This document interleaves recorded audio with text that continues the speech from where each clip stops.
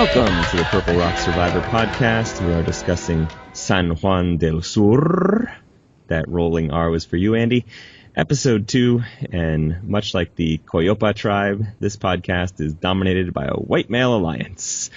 I'm John, this is my co-host Andy, and Andy, we actually got to see some actual blood and actual water, at least pouring from someone's eyes, on the episode this week, and how excited are you about that? I think it totally justifies the otherwise strained metaphor that is the title of this and the previous season. I just assumed that the whole blood versus water thing, that's exactly what it meant, like bloody noses and crying. Yeah. And then there's also, I think, they're on a beach. That might be it, too. Oh, okay. And then just for some reason, there's people that you know and love out there with you. Yeah, that doesn't really fit. But as long as there's a blood sacrifice at some point during this season, I think we've got it made. Of an animal or a human, we talking? I'm okay with either. Okay. You're not too picky on that one. No. So speaking of human sacrifice, we got the Nadia sacrifice last week, one of the two 20s. That is the right one, right? It was Nadia that went home last week? Correct. Sure. It was one of those 20s. So we get to start the episode with Jeff Probst asking that all-important, how does that make you feel question to the leftover 20. And she starts crying, which immediately I start to tune out. But then she totally redeemed herself by saying that she hadn't cried in like 10 years. And I'm like, oh, you're so relatable now. That's right. You get the same feeling there? I mean, 10 years is kind of amateur hour for me, but I can still, I get it. She was on the right path, at least. Oh, she's younger than me, too. Yeah, she's working her way up. That's right. So she could get to where I'm at, where I do not understand. Ooh, that almost sounded like a summer podcast, Andy. So let's get to the actual episode. We started with Josh trying to give some sort of explanation for his vote against Baylor last week. What were your thoughts on that? Well, first of all, it is what, or at least what he was saying, how he was selling it to Baylor is what many people theorized. That said, I still don't really follow what he was saying to her. Good. It wasn't like the most strained Josh explanation of the night, because that actually would come at tribal council. Yes. But it was up there. I'm pretty sure what he was trying to communicate was that he did this to throw people off the scent of their oh-so-close bond, which would then insulate Baylor from the guys. I'm not sure how. Yeah, the suggestion is that who voted for Baylor then? Yes. I mean, we talked about it a bit last week, if that was his thinking, when we were trying to decide what his thinking was. It's like, well, sure, if that's your thinking, but it's what the old folks like to call stinking thinking. Wow. Oh, God. Maybe we should edit that one out. Yeah, we should. I won't, but we should. And we have to leave this in, too. Because, it doesn't make any sense. It's like, hey, did you vote for Baylor? No, I didn't vote for Baylor. Well, did one of the girls? No, because there were 4 votes against Dale. Or I guess 3.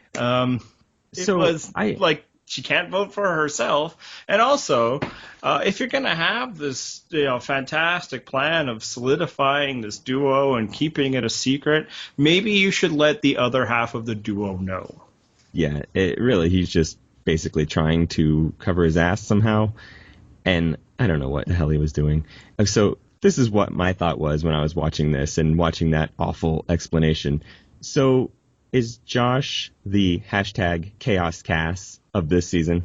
In that he makes rash decisions at tribal council that kind of mess with people? That make no sense whatsoever? That way, yeah. I don't buy his rationale for a second. I think he made that decision on the fly. That said, I don't think he's doing it for the same reasons Cass would do it. Cass did it to grab a hold of some level of power. I think he just felt bad for Nadia, and then this was his way of trying to patch things up. Oh, that is true. That distinguishes him from Cass, because I don't think Cass was really good at building bridges. No. Cass's was always the F you to the person who pissed her off most recently. Yes. And then just a way of exerting force upon the game, even if it had no strategic value. I don't think Josh was doing either of those things. I literally think he felt bad for somebody. And now he's trying to play no clean strategic up. value thing. Yeah, that's true. So what did you think of Baylor in this little interaction when he's telling her his great strategy? Just like I'm assuming she was very confused by it, just as we as viewers were. And then she says so that it's sketchy, shady. I forget which region of the country she's from, so that would really determine which word she used. But I think much like the rest of us, she wasn't really believing it. But does it really matter? It's not like it broke some kind of bond with them. It looks like she's still in with him. Yeah, I do think that she felt it was a good level of BS, or at the very least was skeptical, and she should have been. But I respect her not really confronting him about it in that moment. I mean, she probably just wants to go to bed, really. But she's only 20. It's probably past her bedtime. That's right. I think it's the young people that stay up late. Oh, that's right. You and I get confused. Get tired. So yeah, I mean, she was fine in that moment. I'll have things to talk about her in later moments. Less than generous. But yeah, for everybody who thought Josh had a trick up his sleeve, the beginning of this episode would confirm that he did. I would suggest no, he didn't. And even if he did, who cares? It was dumb. Now, I'm not writing him off. He can recover from this. It's not a big deal. First tribal council, whatever. But I am not assigning him any points for what he pulled off. That's true, because we thought Tony was screwing up at the beginning of last season, and somehow it worked out all right for him. Yeah, so spoiler alert, I am not putting Josh in the 0% club tonight. So that's how they kick off the episode. Then we get some funny hijinks at the Blue Camp, where they're losing Flint and stuff. And then we hit the not Redemption Island area. The Hero Arena, Andy. God, call it by its real name. I will not. They are heroes. I do not think so, particularly, which leads us into this discussion of the matchup we got last night, which was John Rocker versus his girlfriend, the literal Boobs McGee. Well, Joe, trademark Dalton Ross. Yeah. Well, Rocker did win rock, paper, scissors, so, I mean, kind of a hero. Yeah, although to steal somebody else's joke, really disappointing he didn't go with Rock. So, like, he wins, and then he's like, hey, I know what this challenge of holding things steady and ducking under obstacles requires. A really strong, mentally unstable person. Like, when I was watching, because I'm pretty confident the sequence of events, now, this might not be the sequence that actually happened on the island, but as presented to us, Jeff lays out the challenge, and then we pick who gets to do it. Well, at the very least, they can all see the challenge set up, whether it was explained to them how they were going to do it or not. They can see roughly what it is. Yeah, so unless Rocker thinks that, like, the targets he has to throw the ball at, when he picked himself, I was like, is he throwing the challenge? Does he want to go to Exile Island? Like, that could make sense. Like, if you think that Exile Island often has immunity advantages, does he want his girlfriend to look good in front of her new tribe? But no, I think he just foolishly figured, me man, strong, beat girl. So you basically covered the two possibilities. The one is that he just wanted to win, and he assumed he could easily beat Julie. Or the other is that he is so in love with her that he wanted to let her win the challenge that would help her in the game, and that's the most important thing to him. I have a hard time believing that one. Well, just because I think if that was the way it would have went down, the story would have told us that, right? Like, we would have gotten an interview with Rocker afterwards, be like, yeah, I didn't want to win that one. I'm really proud of her. You think Survivor would have liked to show us people expressing emotion? I think in this scenario, absolutely. Somebody sacrificing themselves for a loved one, they might have splooged. So, yeah, he just thought it would win. And then so did Probst, because Probst is Probst. Who could have ever predicted that John Rocker would lose to his girlfriend? It's like, yeah, it's a balance challenge. I predicted it. Exactly. Speaking of Rocker, someone pointed this out to me, and I totally forget who or I would give that person credit. Rocker isn't on a last name basis with Probst yet, but probably just because Probst is trying to keep his identity secret. Like, if that weren't an issue, Probst would be calling him Rocker by now, right? Without a doubt. The only way he wouldn't be is if he just wanted to go the way I've been doing, is John Rocker. It's always John Rocker. The whole name. Like, combine into one. But yeah, no, I mean, it's probably hurting Probst. I wonder if he's like gone, rawr, I kind of Just roaring, guys. Ignore me. I'm kind of surprised he hasn't just given other John the last name treatment. Yeah. Ooh, just because he had misplaced his affection. Or just because the dual John problem. I believe that's what led Penner to becoming Penner. Although I don't know if there was another John in Cook Island, so I'm probably wrong there. Yeah, I don't remember there being one. But yeah, so he loses. Julie wins to the shock of Probst and no one else. And then we have a rewardless reward. Yes! Because the Blue Tribe gives up their reward of fishing gear to get back Flint that they'd already lost. And we actually got a question from Chelsea, who we've had on, I think, 2 or 3 times already. She asked, what seems like a worthy trade for Flint in Survivor to you? Actually, it was just, what seems like a worthy trade for Flint for you? I just threw in Survivor. Hashtag Yeah, Survivor. because in our real life, I do not handle a lot of Flint, nor do I do a lot of bartering. Like, if I needed Flint, I would probably exchange it for, cash. Maybe a few toonies. Loonies and toonies. How much would a Flint be? Several toonies? I'm not really sure how much it would go for. Good what a Flint goes for. I don't know if we're talking street value, if I go to Canadian Tire. Canadian Tire is phasing out Canadian Tire money. It's a joke that'll kill with 5 of you. The newfies love it. So I would say there's a couple points to this. Apparently, you don't always need to give something up to get another Flint in Survivor. So I heard the same thing. Tell us your source for that. Somebody who listened to RJP said that from Steven. I have not had a chance to listen to it today. Steven Fishbach, that is. And I believe it because I think I've heard other stories of tribes losing Flint before or just wasting it. And we never saw any kind of Flint negotiations. So in that scenario, I think maybe they just got screwed thinking that they had to give up something to get something instead of just going to production. Hey, we lost our Flint. Can you hook us up? Now, if that's the case, maybe production. Let's just assume. Actually, we shouldn't assume, but hypothetically, production said, "Nah, sorry, you guys effed up." I mean, heck, we gave you all Flints day 0 too. I don't know why you guys didn't keep those. Should have keistered that thing. So then I guess the heart of our question is how valuable is Flint?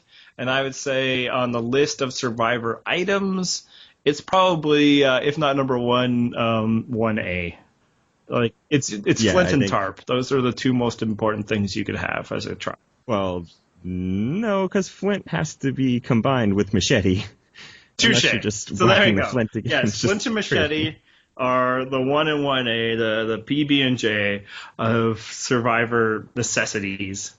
In fact, I'd say machete probably higher than Flint, right?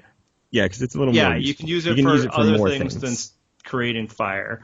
Whereas it has been demonstrated that there are at least one other way to start a fire. I mean, or a couple other ways. Now, those processes take hours. Whereas Flint, when done right, I assume takes minutes. So yeah, machete is probably number 1, Flint is number 2, and tarp I would say is number 3. So tell me if you agree with me on this. I was really disappointed by Julie in this whole negotiation thing because if she's smart, she just stands up and says, "Listen, Jeff, I will give you 1 night with my muscular, athletic boyfriend in exchange for Flint." Right? How easily does that work? How quickly does Probst say yes to that? I think he shuts down production for a second.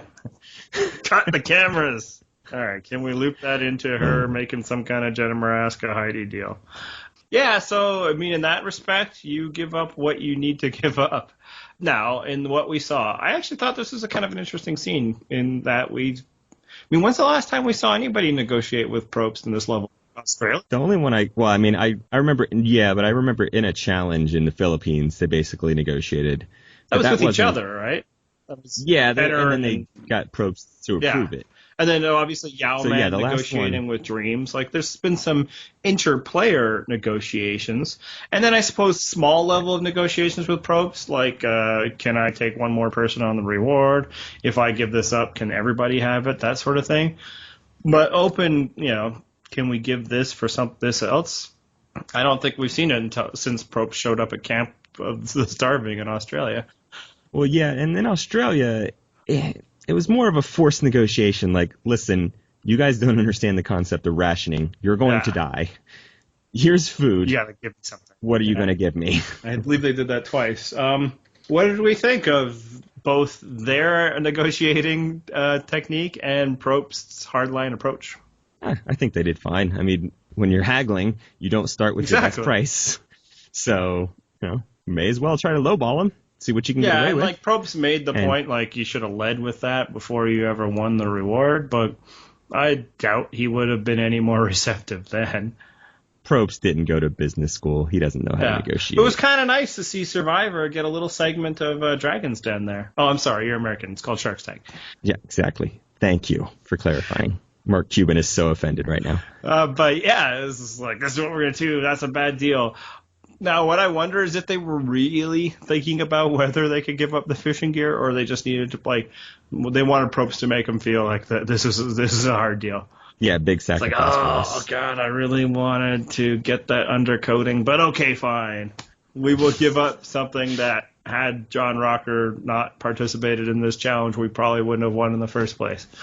Yeah, I like the one guy saying that he'll eat raw fish. Oh, okay. Yeah, you're going to drink that with what, Ron? Yeah, exactly. You're going to chase it with some seawater? I'm pretty sure that one guy was Drew, who had another awesome moment of intellectual superiority at the challenge. At the challenge, I actually wrote in my note, because I guess it was Drew, he calls out, Josh! Go Josh, Reed. Go Josh, and Reed's on his team. Dude. Reed's the one. Yeah, Reed's the one on our team. But what's funny is I'm writing down this note, and I was like, oh, one of the douche bros said this, and I'm like, wait, which douche bro was it again? It was definitely one of the two of them. I just don't remember which one, so I'm clearly not better than he is. You're watching a television show and he's living his life. He's been on a camp with Reed for, I'd say, 5 days at that point. You should know the name of the person on your tribe better than the one on the other side of the tribe. And the brain cells run well in that family, because later on, after Dale shows his clear struggles with the fact that he needs his daughter to lose for tribal benefits, but she doesn't want her to. It's birthday girl is going down. So take that, birthday Alec girl. Drew, sensitive as they are intelligent. High bar. So the Flint thing happens, they get it, and now we go to Exile Island. Yes. So first off, what do you think about Julie sending Jeremy? Do you think? I don't really understand the pick, and I don't think we really got anything explanation-wise from her as to why it happened. So I'm not really going to speculate on that one. Just, I don't know, seemed like Jeremy would be a good pick to send, I guess, in her mind. I don't know how much she thought about it. I think what it does reveal is she's not in his alliance. Oh, that's a good point. You probably don't do that to an alliance partner unless you recognize that there's strategic value, which I don't feel she did. And also, it's your loved one, so why would you put them up against it? I think it was just like, well, I'm not going to lose anything sending him. But it's like, why would you send your strongest, best worker away from camp for a few days? That doesn't make a lot of sense either. And if you're trying to set up your boyfriend, why not give him some fodder? Except that the fodder is you. So anyway, at Exile Island, we get the confessional from Jeremy. Mm-hmm. He knows who Rocker is. He doesn't remember exactly what Rocker said, but he remembers it was racist, which is funny because it was also xenophobic and homophobic and misogynistic. But, you're probably just more likely to remember the thing that actually offended you and the group you belong to. Just like when I listen to Kanye West songs and I'm like, hey, don't talk about the white devil. Right. You don't have all that power. Like, what the hell? So anyway, Jeremy shares the clue with Rocker, which, what did you think about that? Survivor set this up like it's this great big choice, but no, you just do it. I mean, just social niceties and social cues would say, hey, here you go. Because they're standing like, here you go, racist, go find an idol. You're standing shoulder to shoulder with somebody who you have otherwise no relationship. I mean, maybe later in the game when some battle lines have been drawn, then you can, Amanda and Big Teeth it. Danielle, that's it. Fight over clues. Good God. Couldn't think of her name. But at that stage, it's kind of like, hey, we could be swapped on the same tribe tomorrow. I mean, might as well. You kind of put in a bad situation, but I think Jeremy turned it into a good one. Well, I thought it was weird that he's reading what the clue says and the part where it says you can choose whether or not you want to reveal what this clue says as Rocker's standing over his shoulder reading. That's the other thing.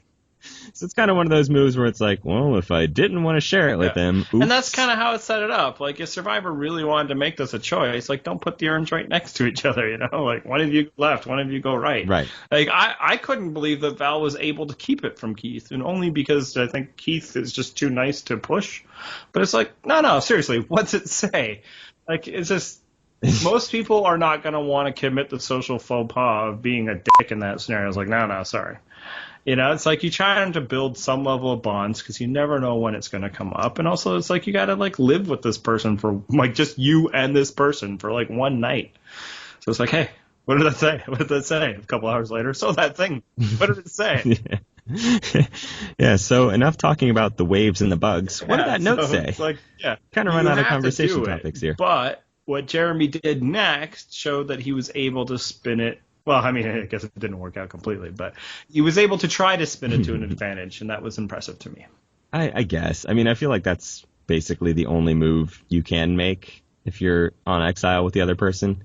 Theoretically, you could try to make an alliance with them, some secret post-mergy type alliance, but what are the odds that ever comes to fruition? I suspect some people will, and there's other ways to play it, because we saw, just a week ago, it was basically like, nothing, just something from my camp. I mean, I guess she then was like, hey, firefighter too. No, I'm saying specifically, like, when he tells Rocker, hey, protect Val, and vice versa, I'll take care of Julie, is there really another move? I mean, that's kind of the only thing he can do. Like I said, other than proposing some convoluted post-merge alliance. The difference is Jeremy can act, and he's, I think, legitimate in doing so, as though he has the power to do it, right? Like, it's not like Baylor could be like, hey, I'll protect your person or something, right? Like Jeremy has the ability to issue that level of veiled threat, I think, is part of it. Especially because did you think he it was had weird? The power, right? He was the one with the idol clue. Exactly. That Rocker read over his shoulder. But the weird part is they go back and they show Rocker looking for the idol, and he, quote unquote, digs. It basically amounts to like moving the top half inch of dirt around with a stick, and then he finds the idol. But the footage was edited so badly that I'm guessing they just didn't have footage of him finding it, because what we saw made it look like they barely even bothered to bury it. Isn't out of the realm of possibility. Exactly. I'm not saying that. Like, this isn't Tony's Tyler Perry idol. It's like clearly something they want in play, especially when you look at the clues and it's like, here, go here, do this. I love how, they used to make it, 6 steps in, you would get the clue to exactly where it was. And early on, it's just like, oh, look for the letter Y. Like, what the hell? And then, progressively you get closer and closer. Here it's just like, go to the well, 7 steps north, dig. And then the end. Clue number 2. Maybe dig is like move dirt. And I imagine one of the opening scenes next week will be Jeremy fighting an idol as well. Maybe it was a reshoot, but it's hard for me to believe that they, at that point, wouldn't have been following Rocker or anyone that was 7 steps away from the water well. Like, maybe they just had like a permanent camera there, not even a camera person. Just like, hey. Would have been great if it was like a security camera footage, like something out of an elevator. Although generally we get athletes in elevators, the footage is different. I know exactly where you're going with this. I'm not even happy with myself. All right, so hey, speaking of some beatings, so I'm glad they did this one early, because when they're doing family member versus family member, blood versus water, this is what they want, right? They want family members, maybe not literally blooding each other, although I'm sure they were okay with that too. So I'm glad they didn't wait so long that, there weren't that many family pairings. That said, maybe not do all the family pairings. I know, there was some people complaining about that too, but I don't really care. That's right. I don't have emotions. But that challenge did have 2 things that I enjoy greatly, which are laughter and boobs. That's Jacqueline's go-to move. We already mentioned. Ready. And you know what? I will. For one, I've never had boobs. For 2. Oh no. Well, Damn, that Google search I did on you was so long. I will probably allow the idea that the bikini she's wearing is not necessarily for performance. But I did enjoy that each time that she got up there, and then we got the 2 rounds of her versus Kelly. The battle of my blondes.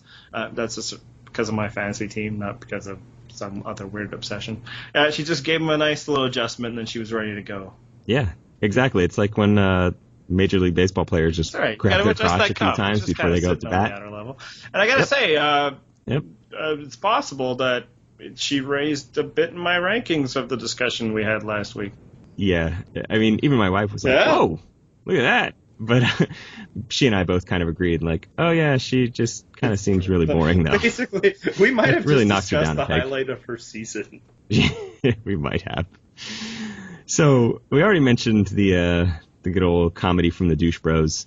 And the big thing that most of the people were talking about that I saw were people complaining that Baylor was crying. Why is she crying? Why is Missy so upset? Did Missy let her win? Blah, blah, blah.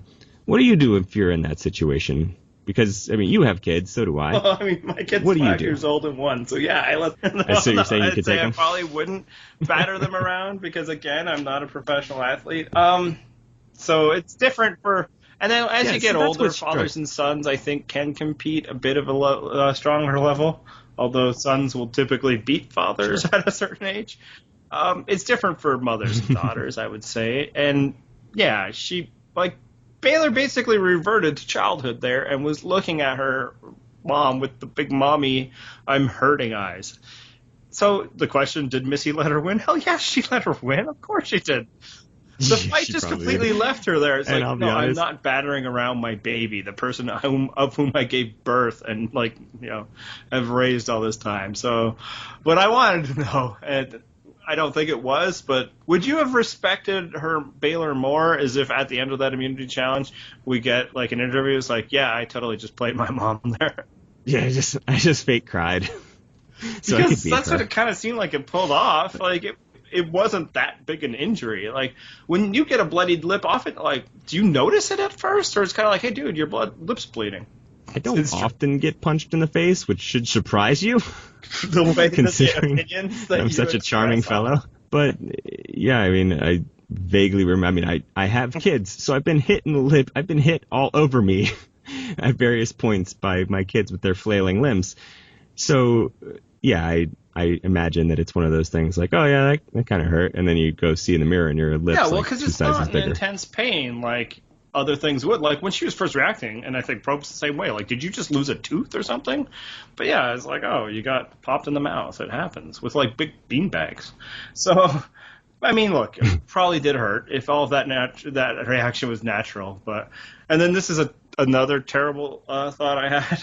Is prior to their matchup, Missy's all like, I'm thinking about one of my exes. And then Baylor, yeah, kind of snarky, good for her. So am I, one of her exes. And then when she reacted like that, it's like, uh-oh, what does that tell us about one of those exes? But yeah, otherwise it was like, I think a lot of people are like, and man, I'm assuming you might be one of these people, like, suck it up. It's just a game. But it's parenting, man. Like, this is one of the reasons why... The last time they did Blood versus Water, I never thought a mother could win. It's like eventually you're going to lay down for your kid. It's what we do. Yeah, I'm a person with near zero emotions. But when my daughter cries, it's kind of like, okay, you can win. So this is why, if I'm on the tribe and they say, okay, you're up, go beat your kid, for lack of a better phrase. There's got to be a better way to say that. I'd be like, yeah, guys, I'm going to sit this one out. Let's pick someone else for this, and I'll go against Rocker. Yeah, well, Missy could have taken on Julie, and then who did Julie go up against? Who knows? Oh, she sat out. Julie sat out. Regardless, you could have shifted the lineups around, is what we're saying here. Yeah, Missy against Kelly and Baylor against Jacqueline. That's impossible, but something like that. Yeah, Missy against Jacqueline. Baylor against Kelly. Would have been... I puzzled it out, but I'm here and they're there, and I'm still struggling with everybody's names. So that's the one. Just avoid parents versus kid, brother versus brother, whatever. They've probably been doing this all their lives, and by all indications, I'm guessing Drew has been whooping Alec that whole time. But and Keith didn't take on Wes. And as an aside, by the way, dumb that way. Right. And as an aside, by the way, I thought of a good nickname specifically for Drew. Why not just call him Droosh? Because we still won't remember who he is. That's true. I'll just call him Douche Bro Senior or Junior, whichever one he is. Alpha douche. In terms of challenge enjoyment, the people that really get into challenges, the best matchup was the Battle of the Johns, correct? Either that or Kelly versus Jacqueline round 2. Yes. Because but come on, seeing John Rocker getting takedown twice in an episode, pretty great. It's almost like, he was pitching a doubleheader because I enjoyed that guy it. used to get rocked a lot. And again, Popes is like, who could have ever guessed? So anyway. Yeah, who could have ever guessed the linebacker with martial arts experience could have taken down a pitcher who is probably 10 years older than him, at least, maybe 20. Exactly. And yes, Rocker is the larger guy, but Rocker, as a pitcher, generally did not have to throw himself into people and try to tackle them. That's bad. I mean, he's no Nolan Ryan. Especially as a closer, Maybe a starter every once in a while has to throw down, but if the closer's in there, people aren't going to exactly start charging the mound, even if it is John Rocker. So that was a good little battle. And Battle of the Old Guys was pretty good. Oh, I like that one too. Yeah, they had a lot of that's why I'm glad they got pairs. this out of the way now while everybody was there, Imagine if they would have waited like 2 weeks and maybe Jacqueline isn't there anymore and we lose those golden moments. Mm-hmm. The Orange Tribe loses again. You mean her win which in the first will round. later spurn very stern words from Probst, but really they lost by 1. This isn't that big a deal unless the edit is too big. Yeah, it wasn't a blowout. Yeah, and I think. We don't get to see all the rounds of it. They cut it down for TV, which is fine. But it was still close all acting regardless. So 2 of those battles were, possible deciding battles. So I think that is legit. I just think the final score isn't what we saw it to be. But yeah, Orange Tribe loses, and now they got to go to Tribal Council. And it's time for John Rocker to protect Val. Well, he goes off in the woods. He has this conversation with Val. And it starts with Val and Jacqueline are there. And Val decides to tell him that she's got 2 idols, and she's going to protect her and Jacqueline. Not really sure what the move is here, but before we even get too deep into this, let's just clarify that there's pretty much no chance Val was staying anyway, no matter how many idols she claimed she had. So this was basically her Hail Mary, and it was generally statistically going to fail, just like an actual Hail Mary pass. But how does she not think she's going to get called on that bluff ever? You think that one's going to last a while? You got 2 idols, so you may want to play one. To Val, she's been working from behind the 8 ball since she got on the island, right? Which lends some credence to why Jeremy felt so bad about sending her there.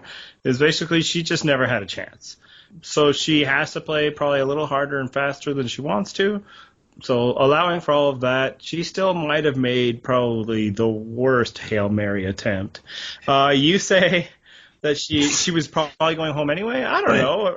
It's not hard to envision a scenario where it's Val or Jacqueline, and she could throw the shade on Jacqueline. Heck, maybe Rocker can actually protect her and just be like, you know what, let's just vote out Jacqueline. And everybody else would have been like, sure. Because Val won her matchup, although I guess Jacqueline won one of hers too. So it didn't necessarily have to be her, but as soon as she starts doing this idol stuff, now it has to be her. So she went from, 50-50 or maybe even 75-25% of being the target to 100% being a target. Well, the odder part there is that they agreed to a vote split. Baylor, in the majority, agrees to a vote split, presumably. I'm guessing she had to be in on this. And the vote's going to split. Yeah, I don't think she was in Val. on the planning stages of this, but she was made aware that this is what was going down, and she seemed okay with it. I mean, obviously she hasn't given a lot of time in the edit, but that's also probably fairly symbolic. But yeah, if you're Baylor, it's like, whoa, Kimosabe. All right, if we're going to split, let's just split between you two. Do you really believe this BS story that somebody has 2 idols after 3 days? And that's another reason why Val's Hail Mary was not good. It was because she decided, I got to protect myself and Jacqueline. It's like when you're throwing the Hail Mary, you're just trying to get the 1 score. It's like, yeah, exactly. You're not trying to get the Hail Mary, the onside kick, and the last-second field goal all at once. I get that you like Jacqueline, and that to succeed, it would have been nice to have her on, but that ship sailed, sister. You need to protect yourself. And sorry, Jacqueline, I'm throwing you under the bus, because if Val had just said, "I have an idol," that is 1,000% believable. She just came from Exile Island, the place of often giving idols, And plus, most of these people have never seen the show. I mean, I'm guessing that Dale and Josh have. Don't think there's really anybody else on that tribe that had. or that was at least a regular viewer that would know these sorts of things. So this is why I'm not going to trash Baylor too hard, because A, she's young, and B, she's probably not too well-versed in Survivor strategy. But when they come to you and say, hey, we're going to do a vote split and half of them are going to you, maybe throw out, here's an idea. Let's split our votes between Val and Jacqueline, so that Val and Jacqueline will vote for me. And then, if they both play an idol, oops, I'm gone. But if only one of them plays an idol, all of that. I get to stay. So last episode, you posited that the show is trying to make Baylor the new Sierra, to get the Sierra and her mom thing going. I don't think you're out of bounds on that one. Mm-hmm. But no, she's no effing Sierra, and this proves it, because last time they did Blood Bush's Water, when Sierra was on there, everybody told her they're voting for Rachel. Don't worry about it. It's Rachel. You're saved. Sierra was like, you know what? Maybe Rachel has this, or is going to get the idol from Candace's husband. So I'm not going to do that. And she made sure to move votes so that she wouldn't have been the minority vote. She wouldn't have been the one vote bounced off an idol. So even in such a scenario where it was long odds that it would bounce on her, she was not cool with it, and she did something about it. Baylor, on the other hand, is like, oh, well, okay. Two tribal councils in a row, you're going to vote for me. But, yeah, we can be charitable to Baylor the Young, but what I do not want to see is anybody acting as though she is a competitor at all. She is somebody on this show called Survivor, but she's got no game. But, yeah, Val should have just been like, I have an idol. Right. One idol. Singular idol. Sorry, Jacqueline. Tell them you have an idol. I don't care. But two idols, everyone should have been like, yeah, sure, I got an idol too. And what's worse is that John Rocker believed her, and I'm pretty confident he believed her through the reading of two sets of votes. I can understand maybe somewhere in the recess of your mind you entertain the possibility that she has two. This would be completely outlandish, but whatever. Survivor does outlandish things. We're just coming off a season where they gave a guy an idol that would protect him after the vote. And given that this is probably the only season most of these people have seen, I can see them be like, whoa, yeah, idol crazy.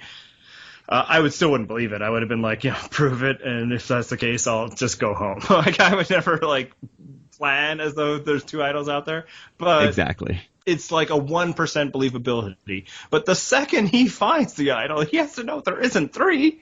Again, if he was this regular Survivor viewer, yes, he would know. No, I think by his own I don't think he is that person. Yeah, I mean, obviously the answer to why John doesn't puzzle this out is he is a stupid man, or at the very least a stupid Survivor player. I'm okay to go with both.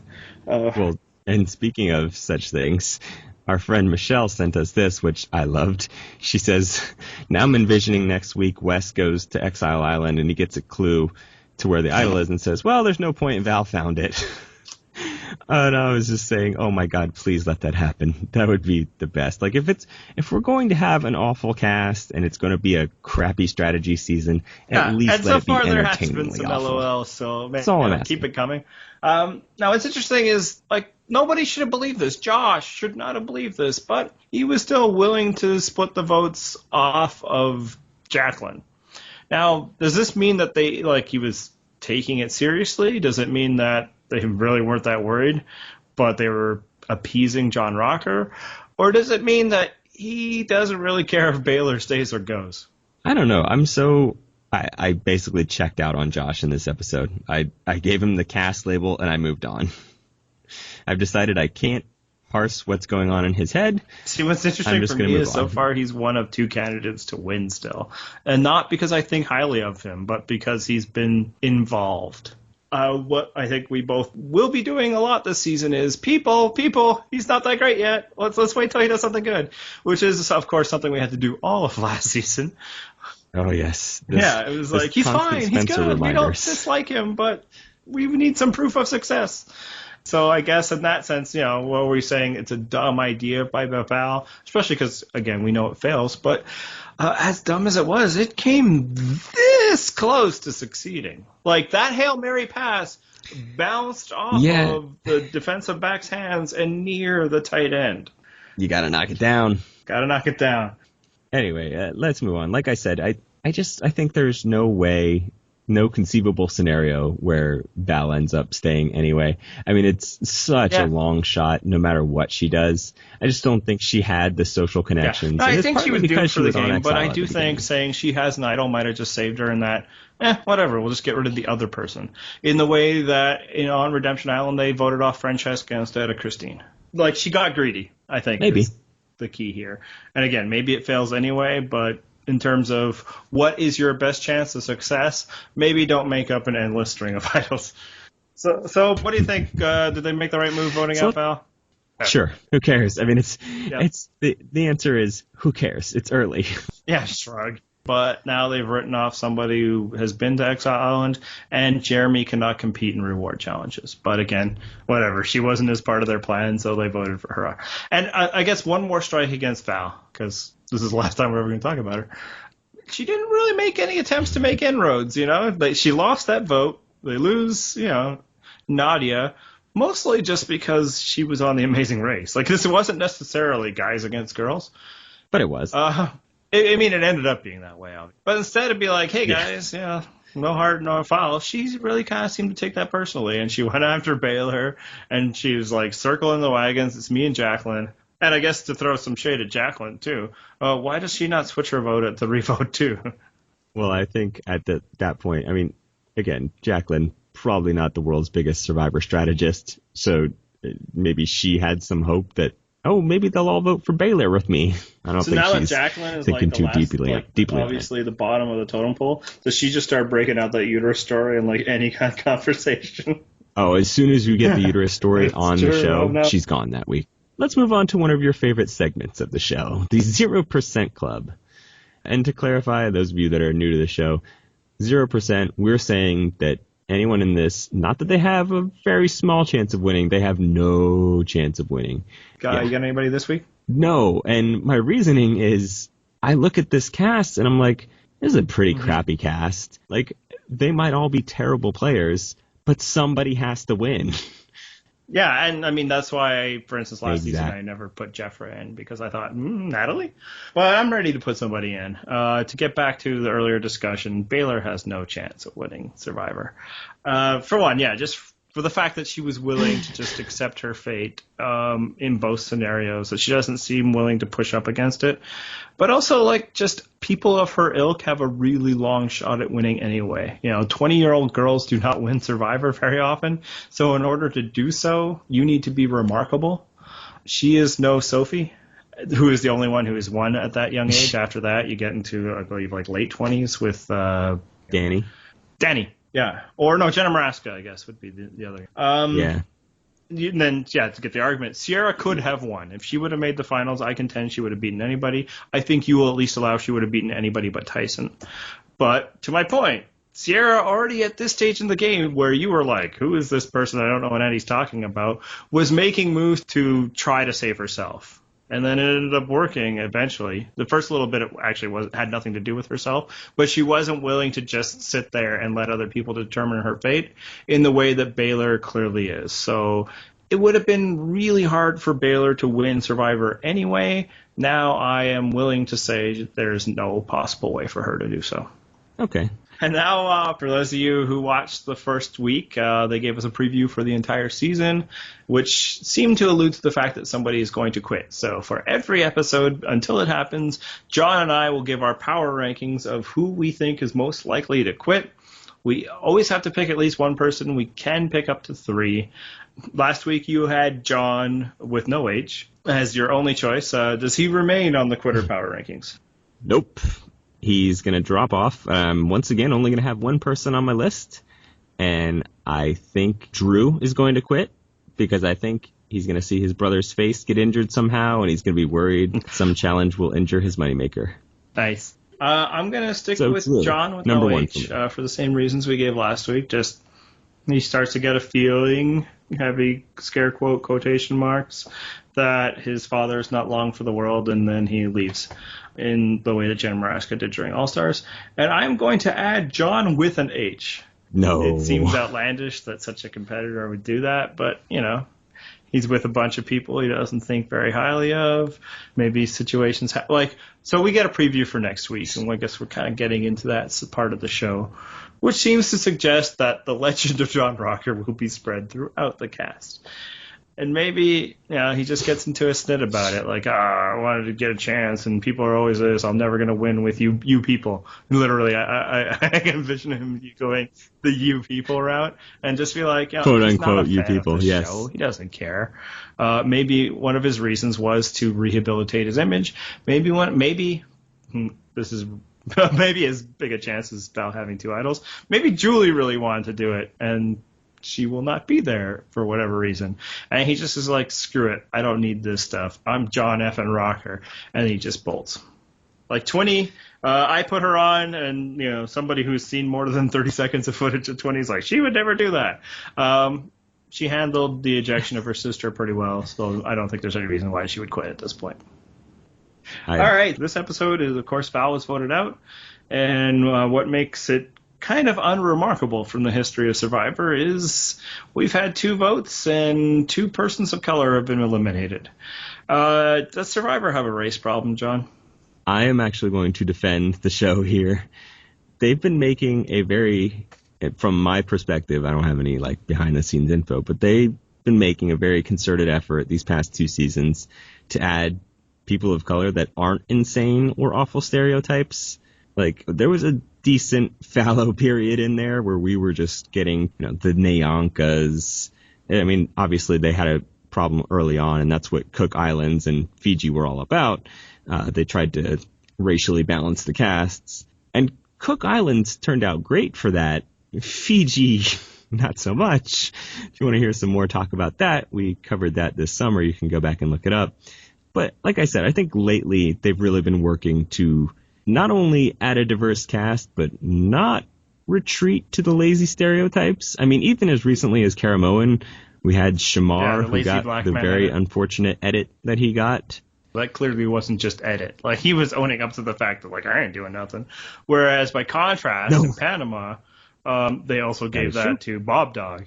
And I remember he would talk about the show afterwards. It's I was conscious about not getting the lazy black man edit, and then they found the time I was taking a nap and used it. I think to your point, the show itself is not necessarily racist. I do believe they've had some problematic depictions in their editing and their casting. And I think, they've probably walked back from that. Last season, Jatia was a nuclear scientist. They couldn't know that she was nuts. She wasn't cast to be nuts.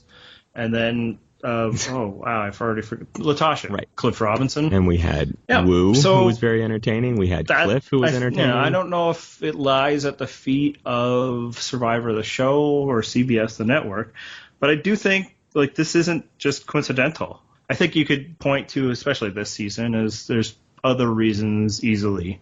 Although it becomes something worthy of talking about this season because, of course, this is the show that decided to cast John Rocker, that decided to give him a platform and bring him back into the public eye. Right. When the only reason he has any level of fame and notoriety is because he is a bigot.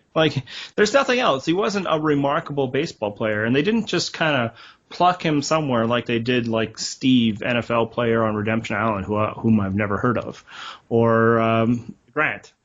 Sure, I guess he played some NFL. It wasn't like they just grabbed a baseball player. This is just his job. They went after John Rocker because he's John Rocker.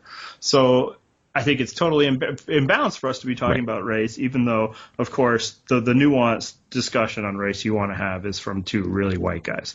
Exactly. This season, and I think Nadia went out because she was an amazing race contestant.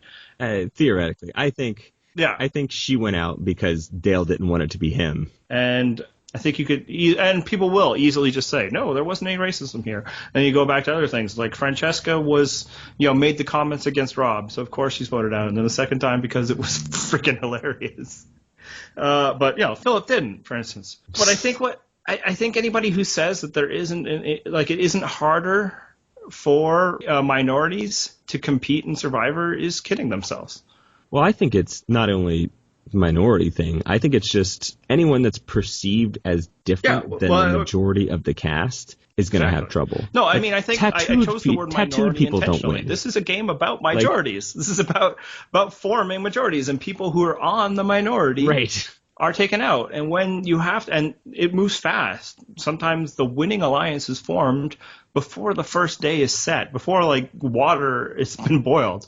And when you're pairing that quickly with people, the shorthand is, who are the people that are like me? And if you're the one person that stands out, and again, I don't think they're like consciously excluding them. It's not like, I can't be partnered with this person. It's just like an assumption. This person has different life experience than me. And sometimes it's not an assumption. Sometimes they literally have different life experiences than you. And it's what people don't get about like the insidiousness of, the exclusionariness and racism. We don't get what it's like to be that.